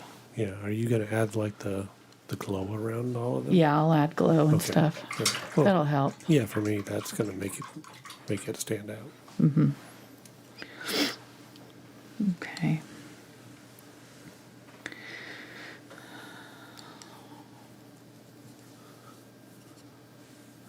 I think the dark shadows, having those darker reflections, will bring it to more realism too. So, you know, once you kind of get your initial colors down, you can kind of go back in and add some of those back in, depending on how much you left to begin with.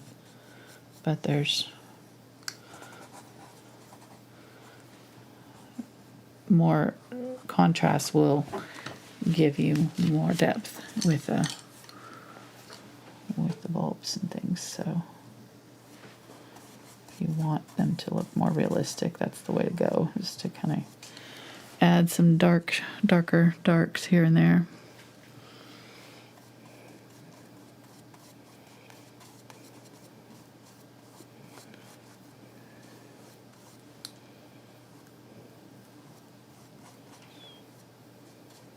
Okay. Forgot to put a highlight on this guy.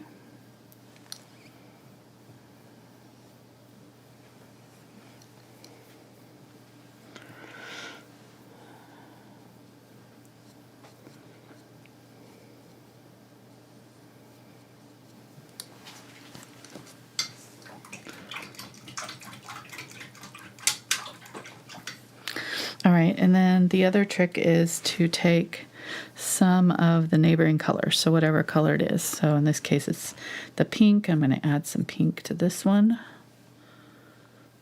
Add some of the darker pink here. Add some of the pink here.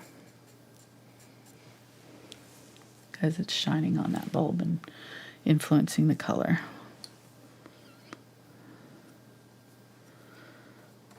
Okay, like that. And then this one will get some yellow from these two sides. So I'm just going to put yellow there and there. And this one will have some yellow on the bottom of it. This one will have some yellow. And some blue. Teal.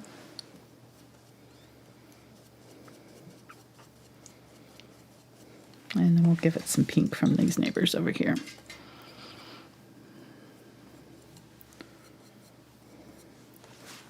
Like that, okay?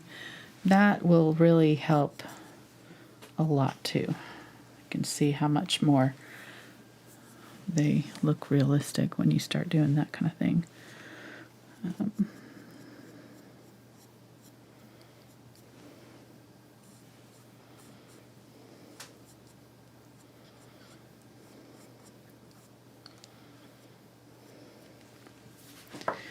Right.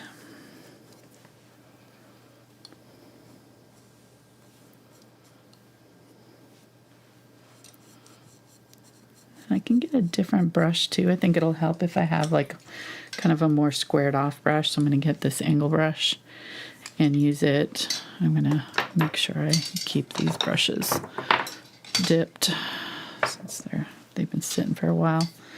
But actually, before I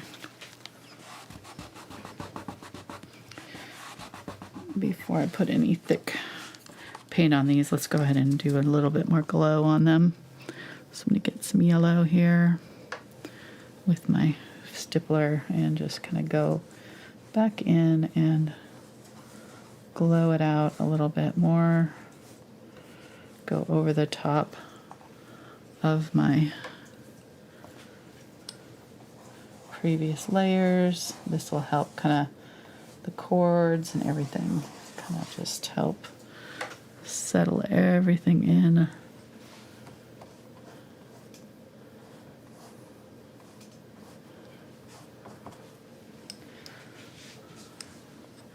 Kind of went a little crazy with that one, but I think I'm going to get a little bit of white and do a little bit of extra glow off of it, like it's like really shining there, almost disappearing.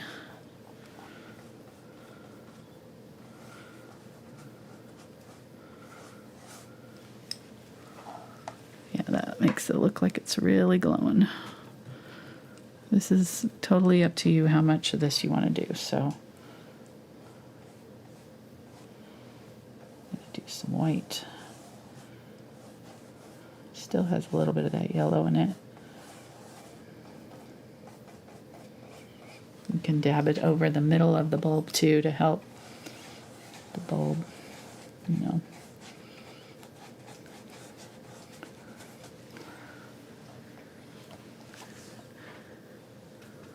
This is just nice little streaks.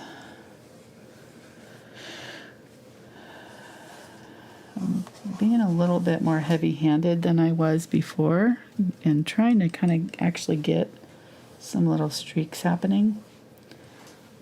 So kind of help the whole look of it.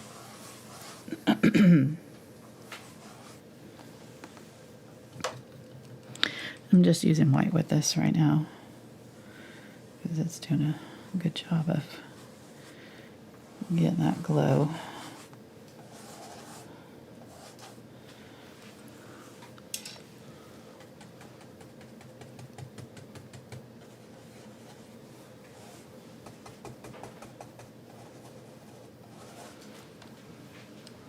Yeah, that's better. They definitely look like they're more realistic there after that. Getting some white here. Gonna just kind of just helps blend any trouble spots out too. And then what we can do is come back in with the bright white and dab in our final highlights here and there. I like that a lot. Okay. Just kind of going over the top of that bright area on all of them. Okay, I'm going to get this angle brush and some white. I want to go straight white with this. I don't know if you can find some clean anymore. Might have to put out fresh paint. Okay, so I want to do there. Maybe a dot under it, and then just kind of find a spot on this side and just do a little duke. Maybe a couple of them, and maybe along the edge. Okay. Blah, blah. This one I want to do a little there. I might even do like a little shine like that.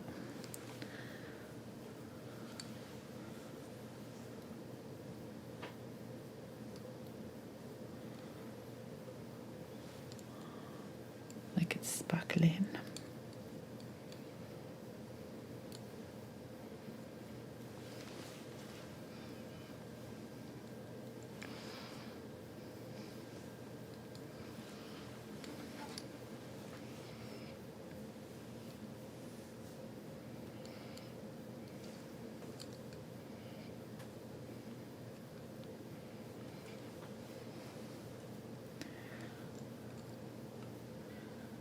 Maybe one over here.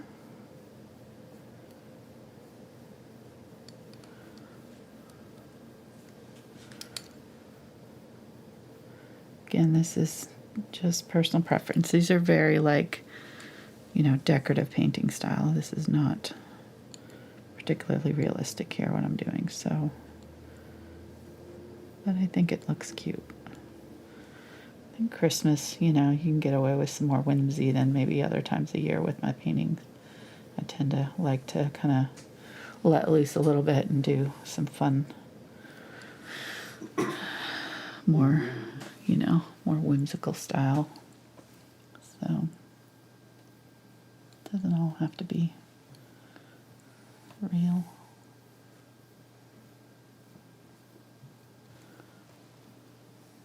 I think we're getting closer, though, to the realistic, or at least in some respects. It definitely looks better with that glow, doesn't it? Oh, for sure. Yeah. Now it sets them apart. Now you know what they are. Right. They're lights. For sure. Good.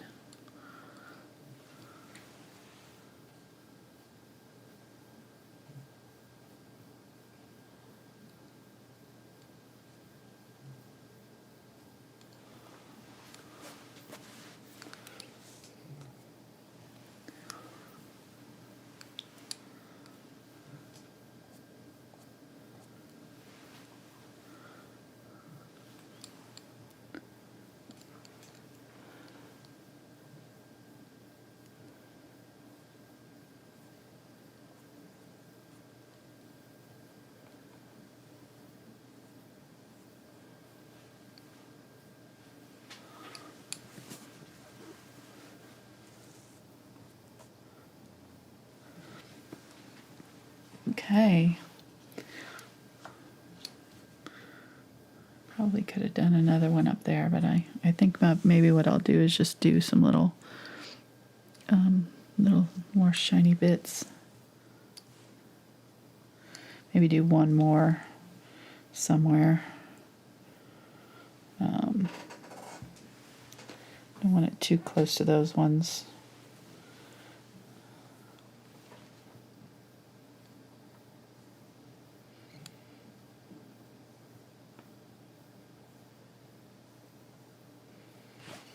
Maybe that's too many.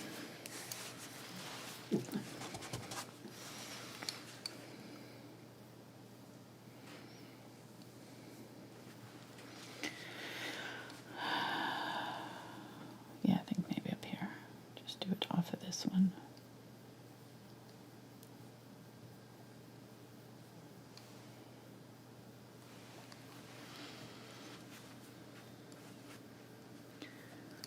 Okay, and then to finish it off, if you want to, you can do a few more of the little bokeh circles here and there. So I'm going to get some white and just do a few little more, because we kind of lost a lot of them in our, when we did our overlapping.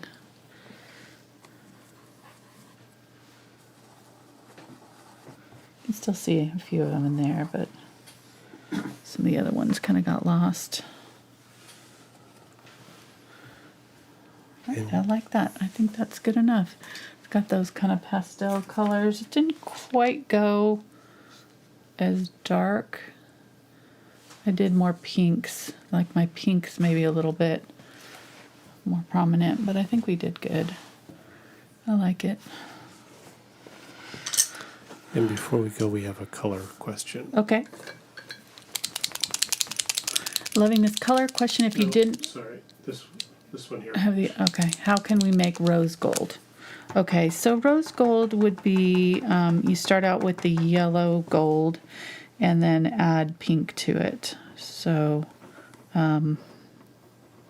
like this color, we're approaching it maybe with, or like this color, maybe this one actually right here, where we added the, let me see if we can just mix it really quick for you. So it's kind of got bronzy, so I'd probably start with like a burnt sienna and some white and see what you get. You get pretty rosy color there. And then maybe if you start with this color combination, I probably would not add yellow to it. But maybe just add a tiny bit of like a magenta or something, or maybe a little bit of, not a magenta, but like a red, cadmium red that's kind of already on that orangey toned side, just slightly.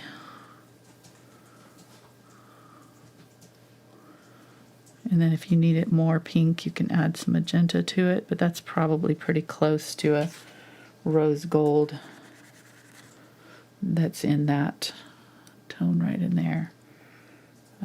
Or I think you could probably go with a little bit more magenta added even. And kind of do a little combo of both. But that burnt sienna is a good place. The burnt sienna and red and pink to get kind of that mauve-y undertone. And then for your shadowy colors, just add more of the burnt sienna. That'll keep it from going too like weird on you, you know, that burnt sienna, keeping it muted. You could even add burnt umber if you wanted it to go more neutral or darker still for some of the shadowy colors. That's probably where I would go, is somewhere in there.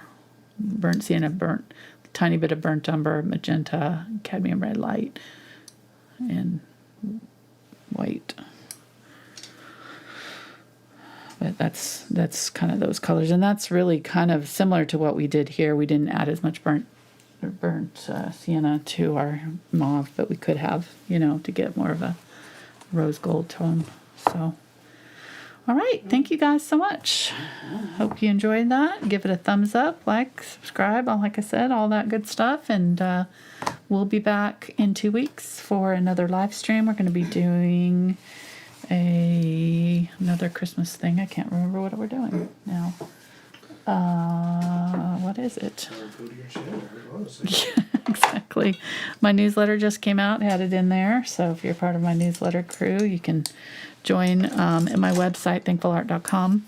You can also get some free goodies if you sign up for the newsletter. You get a color sheet and some other fun stuff. You got the bird ornaments.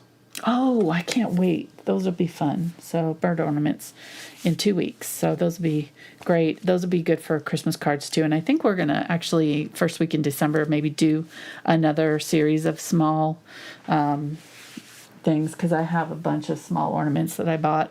And so they would also work for Christmas cards. But those bird ornaments will be ones that you could do on Christmas cards for sure.